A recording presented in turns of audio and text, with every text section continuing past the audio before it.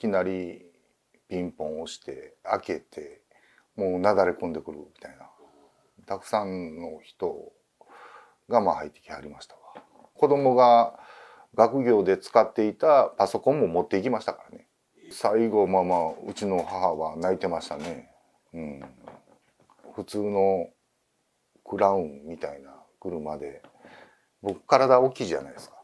で両側にもう手錠こうつけられたまま両側に大きい警察官が座らはるんですよね。実際こんなんです。警察横にいてた警察官、名前知らないですけど、自分なんか顔色悪いとか言うて、おかしないか言うて、いやいやちょっと苦しいですよ言うて、こういう話をしたらそこから出してなんか別の部屋を用意して、とりあえずそこで休めと、体調悪くなるからということで、そういう配慮はしはったんやけども、その検事自体入ってくるなり言うたんが、自分そんなわがまま言うてもうても困るとか言うて、いやわがままやないでと、ほんまに体調悪いんやでて、そら12時ぐらいから4時半ぐらいまでずっと窮屈な思いさせ、もう動くこともできへんような状態で、けどそれちょっとおかしくないかというふうな形のことを言うたら、録音してることもね、自分も気ぃついたんか知らんけど、もうその話は終わりみたいな感じで、嫁はんに電話してちょっと会わしてくれんかなと、話させてくれんかなっていうような形のことを嫁はんが言われたらしいというような話を聞いてね、次の日の事情聴取しに来た時に、自分そんなこと言うたんかって、うちの嫁はんは関係ないでしょと、そもそも組合員でもないし、組合の話は僕一切嫁はんにせえへんから、全く関係ない人間そんなんできんのかって言うたら、いや関係あるんやと、あるんや、ニヤってしながらあるんや、何が関係あんねんって、家族話して言うたら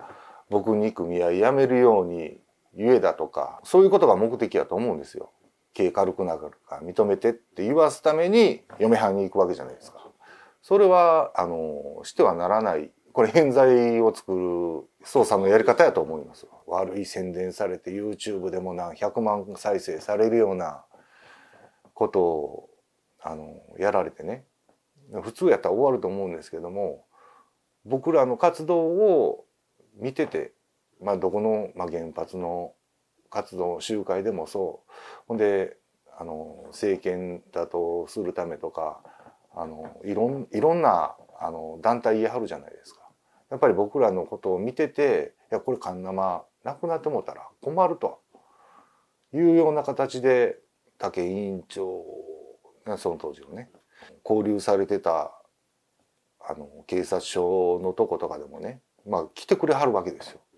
全部手弁当じゃないですか。僕らからお金が一切出ることもなけりゃ、交通費も全部自前で出して、毎週毎週来てくれはるわけですよ。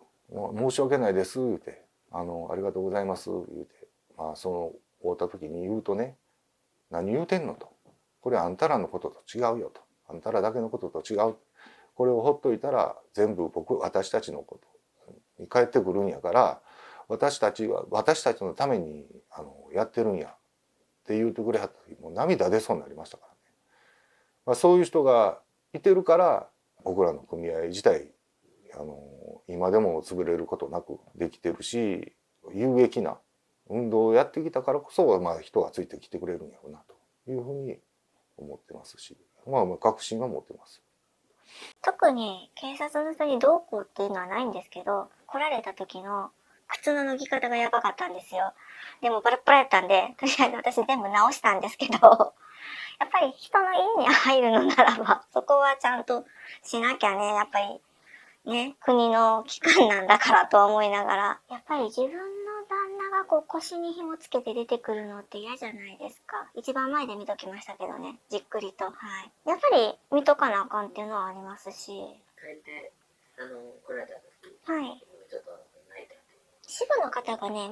送り届けていただいたんですよ、家まで。はい。車で送ってもらって、ふぬけたというかちょっと長いこと入ってたからちょっと抜けたような感じになってるじゃないですか。やっぱそれ見るとちょっとねっていう。特に何をしたわけでもないのにっていうか、逆にそれで有罪になったのがちょっとよくわかんないって感じで、はい。悪いことしてたら顔って悪くなるじゃないですか。で、まあ、そんなに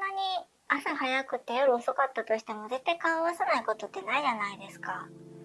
やっぱり人相変わりますからね、それは。